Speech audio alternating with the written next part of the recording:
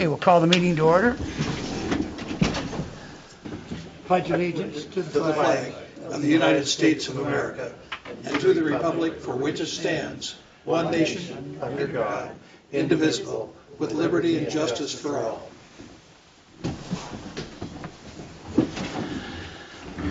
Welcome you all to a meeting of the Board of Commissioners. This is a public meeting.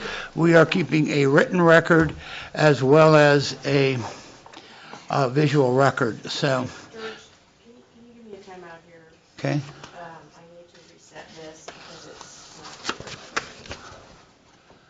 not. Can I do the recognition? Sure. Okay. I got one too. Oh, okay. Go ahead, Bill. Okay. At the Association of Oregon Counties annual meeting a week ago, individuals were recognized who were leaving, retiring from their county commission positions, and the Association of Counties had a very nice book to present to them. Commissioner Givens is one of those who has served AOC very, very well and been a leader statewide, and one of the books was there for him, so I went up and I grabbed it and brought it back. So Commissioner Givens, it reads, AOC, Association of Oregon Counties, on behalf of the Association of Oregon Counties, thank you for your service. Please enjoy this book as a token of our appreciation. Great. So I brought that back just for you. Thank you. Well, thank you.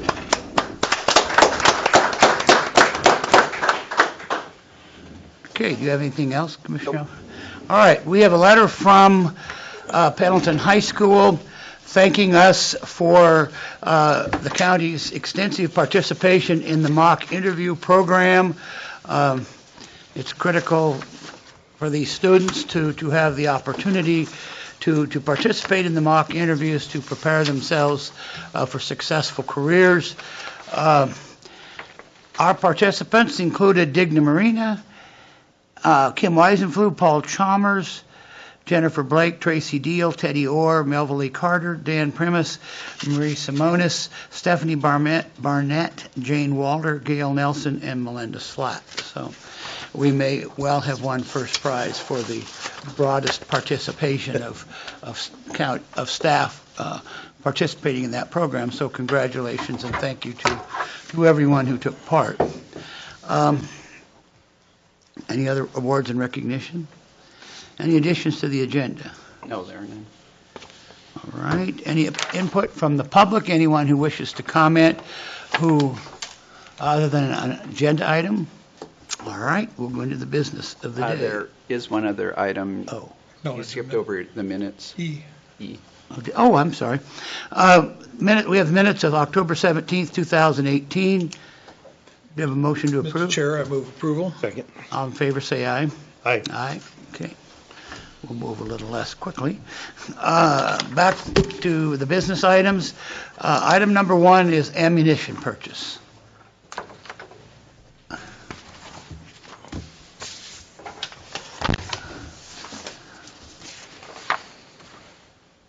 Please identify yourself and your address. Kenneth Thornhurst, from the Umatilla Sheriff's Office, Corrections Division. So we have an ammunition purchase request for $8,021.50. It's for practice ammunition, duty carry ammo, and ammunition for the marksman program. Cover all of our needs for the year.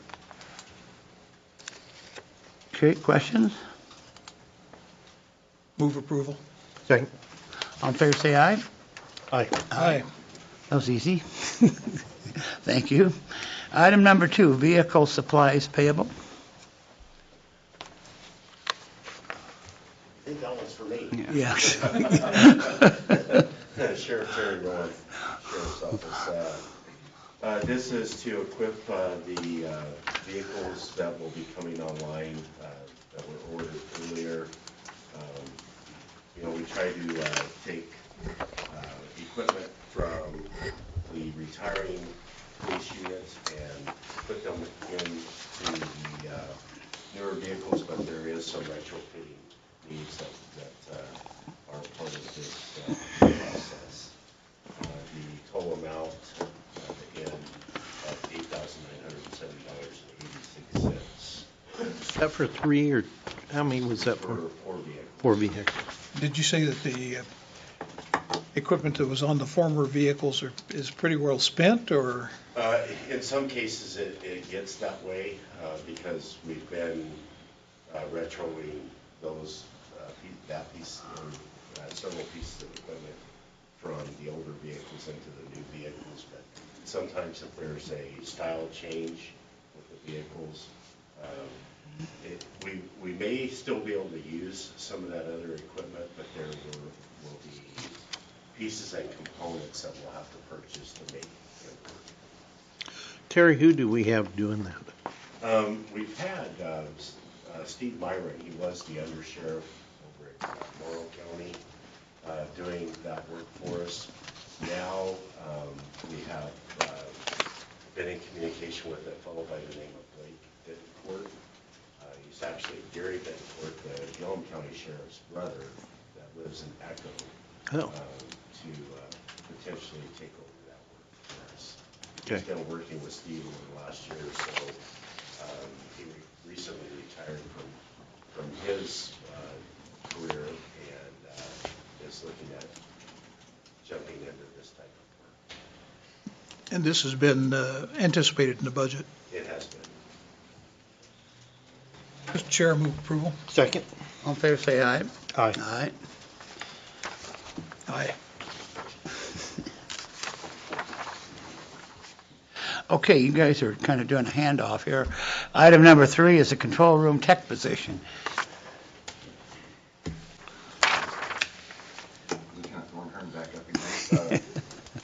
This is an overhire for control room technician.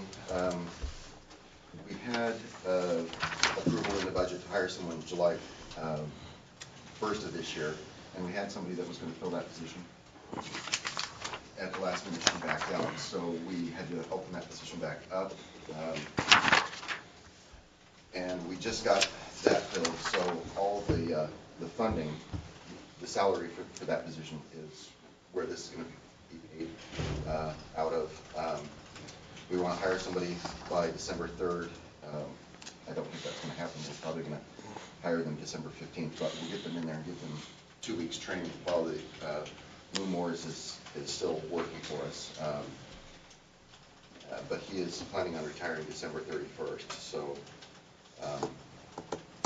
the money's there. We just want to get them in and get trained. So the transition will occur, what will be the overlap period? About 2 weeks, During what time period? December 15th, I believe. Okay, because you'll be losing on December 31st. So as much time as you can get somebody in there. Yes. I have nothing further. I'd move approval. Second. All in favor, say aye. Aye. Okay. Do you two have anything else? While I had hoped that there were other items, but I think that they're still in the hopper. Hopper, okay. Yeah, I think Commissioner Elfring's going to gather you all and get them out of the hopper. Item 4, election payable. Good morning, Commissioners. Gail Lanai, Director of Administrative Services. Before you is our maintenance on our counting machine. It's our yearly maintenance. So it's planned into our budget. It's just over $5,000. So there's a issue before you with that. I would move approval. Second, just a question though, this is a regular every election year Correct. expense, and just to maintain the machines, make sure that they're all working correctly. Yeah, it's mainly for the maintenance on the software that we do all the recording, and now it also covers our newer software that we can do online adjudication, online digitally look at all the write-ins and everything. So it's a pretty good software that we use, but the maintenance has not gone up. It's the same as last year. So Move approval. We already have a motion and a second. Okay. All in favor? But I had the question, didn't I? That's right. All in favor, say aye. Aye. Okay. Item 5, election results. Next is just to accept the results for the commissioner position 1 and 2, and also the countywide ballot measure. And move Just approval. need that to be approved and then signed. Second? All in favor, say aye. Aye. Aye. Okay. Item number 6. Thank you, Commissioner. Yes, item number 6, pickup purchase.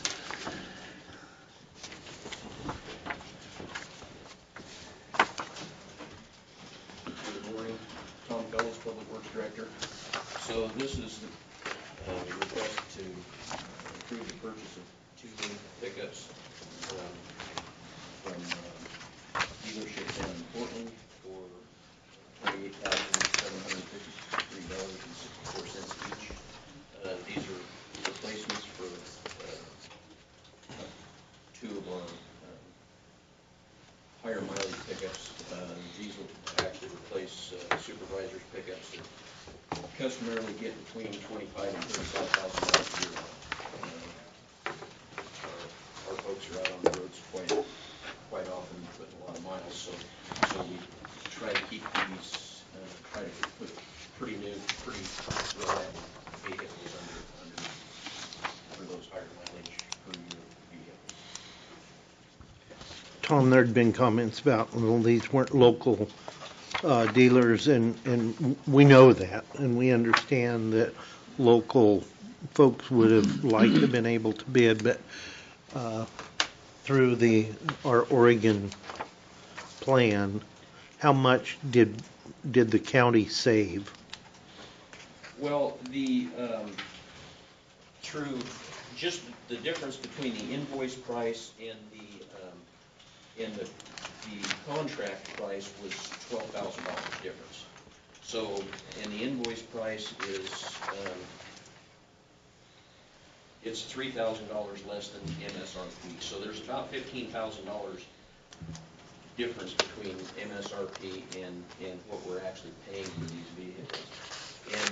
And you know, historically, we've done this in the past, and actually have been out for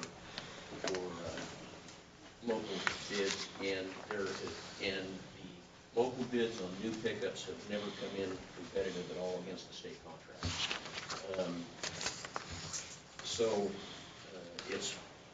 We feel that it's a better use of our time to utilize the state contract, since we don't buy very many new pickups, and then we don't have to burn a lot of staff time and a lot of energy going out to the local contract. And as a matter of, I guess, fact on this, realistically, the local dealers do have every opportunity to bid on these, simply because they have the opportunity to bid on the government contract against everybody in the state. Every dealership in the state has that opportunity. So it's not that the locals are being kept out of anything other than they're not taking advantage of, or able to take advantage of the bulk purchase of the statewide contract. Is that $15,000 per pickup? Yes. Yes. So essentially, because of that, we've saved county taxpayers $30,000. In this case. Off from the MSRP, correct. Yes. Okay. And that, And that's why we go ahead and go with the state contract. For instance, we've utilized on truck purchases, we've been able to utilize the contract through NJPA, and because that contract is with International Truck or Navstar, we're able to buy those trucks through Woodpecker, because Woodpecker is a Navstar dealer. So we are able to do some of our contract purchasing through local dealers in that effort. Did you say you, excuse me, that you have other vehicles right now that are out for local bid? Or did I hear that wrong? No, you heard that wrong. What I said is, historically, we have tried to do local bids, and they've never been competitive with the state contract on our pickup purchases. Do you know for sure that the local dealers are aware that they can and have the opportunity to bid on vehicles on the state list? I've not had that conversation with them, Bill, but I do understand how the state of Oregon operates and how they put their request for contracts out, and you know, they have every opportunity, and I would be surprised if they didn't understand that opportunity at this point. Okay, so if they're missing, it's because of their own omission. It's either either they chose not to bid on the state contract, or they did bid on it and they weren't one of the accepted proposals. They weren't low bidder. Thank you. Well, it's good, Tom, for the citizens and the public to know that we do this because it saves county taxpayer dollars and it saves staff time. So it's not just the 30,000 for these two, but the amount of staff time. So it adds up to dollars all the way around. We try to be as efficient as possible with the money that we're spending. Could we have a motion? Move to approve. Second. All in favor, say aye. Aye. Aye. Okay. Used pickup purchase. So as luck would have it, on some of our older lower mileage pickups, our greater pickups, and some of our pickups that we use to just go to and from project sites, we try to purchase surplus property from either federal surplus or state surplus. And the Forest Service, about every November 1st is when they start flushing these vehicles out. This year they happen to have some vehicles that suited our needs to do some replacements. They had a 2007 Ram for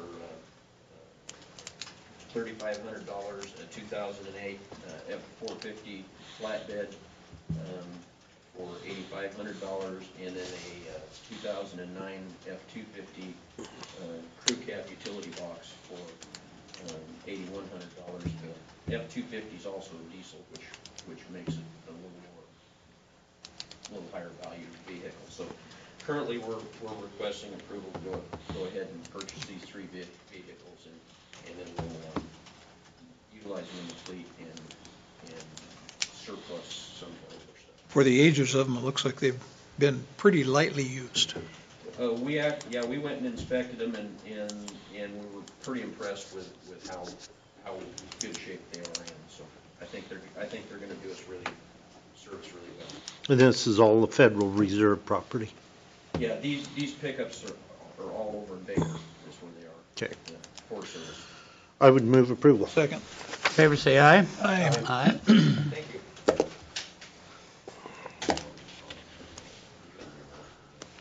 Item 8, Ms. Southwick.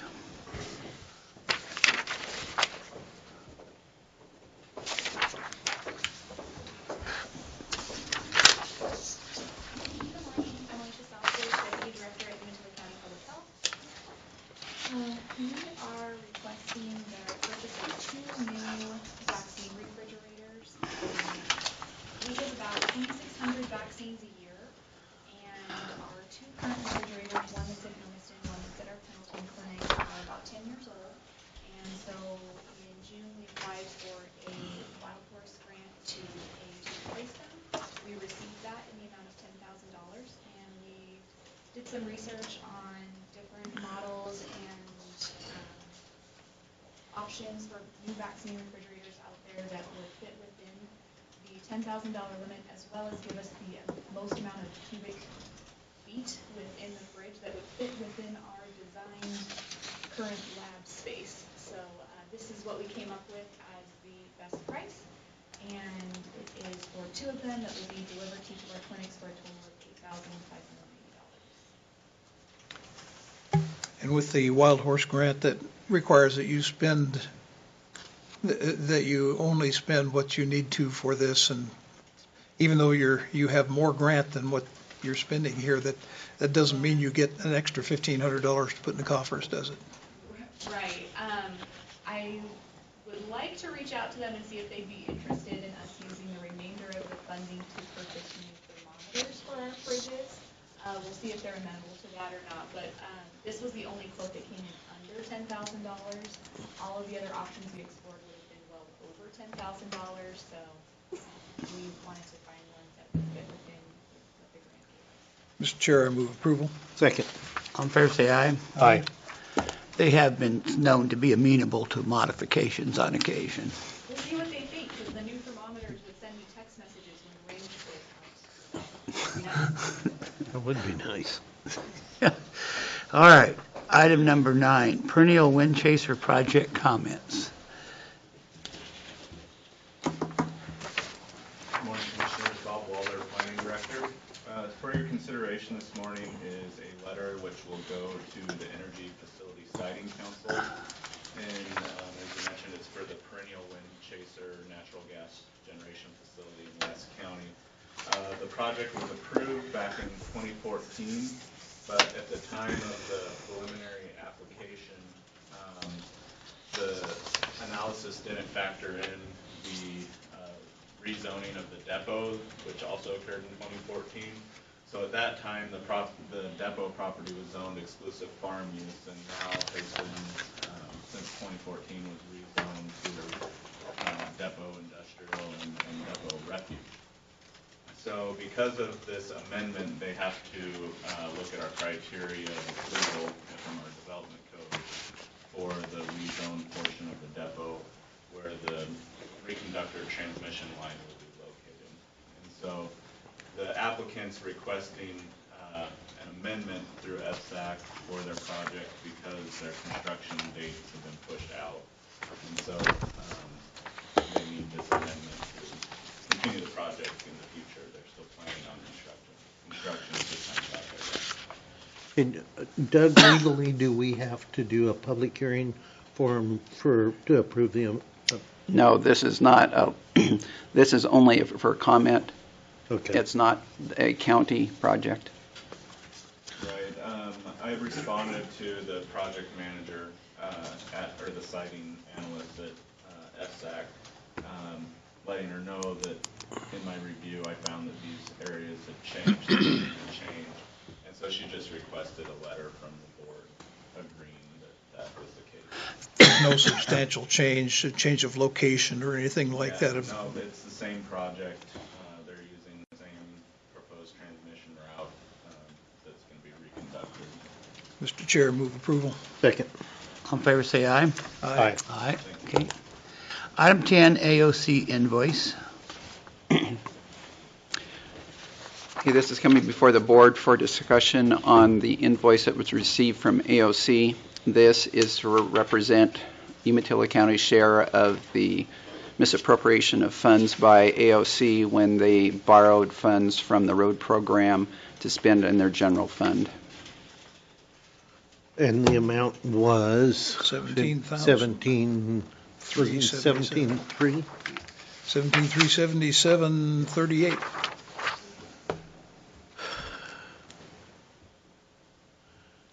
Well, I don't have much doubt that we receive services from the Association of Oregon Counties. It's unfortunate that the funding from the Transportation Fund was handled the way it was and spent on other needs. It wasn't stolen. It was just misappropriated to a different budget area and spent there and needs to be paid back. I believe the AOC board has taken firm action. There's been several changes that have occurred, changes in the management of AOC, changes in the budget management at AOC, and in the audit reporting to AOC. So I think they've closed the hole, closed the problem. It now needs to be resolved, and the best way I think that was determined to do that was to bill back to the member associations in proportion to the dues that they currently pay. That amount for us is $17,377.38. They did offer opportunities to make a payment plan if we wanted to go back and negotiate that. I don't see any advantage in that. I think we should just go ahead and pay the bill. Some counties will take that payment Probably. plan. There, to my knowledge, has not been any county that has said they disagree and do not want to be included or pay Make it that whole. amount back. So they're all supportive of that. And I know that's a huge relief to AOC. It's a huge relief to the road folks. And Tom, you sat on that committee also. So you're glad to get that money, or that group's glad to get that money back. So with that, I would move approval. I would second. All in favor, say aye. Aye. Aye. Okay. Any other items or comments? All right. We'll adjourn.